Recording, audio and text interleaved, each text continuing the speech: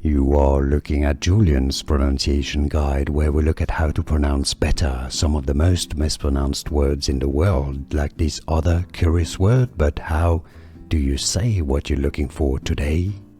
Let's learn once and for all how to pronounce this word from science. If you want to learn more confusing medical terms, names from science that are confusing like this, stay tuned for more videos for you pronounced as in English.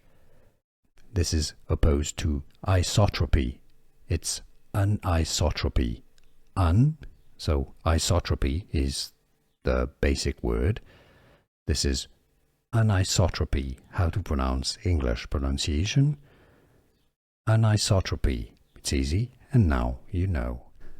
Here are more videos on how to pronounce more confusing words and names too many mispronounced. Like this video if you found it useful. I appreciate your support. I'll see you soon, and thanks for watching.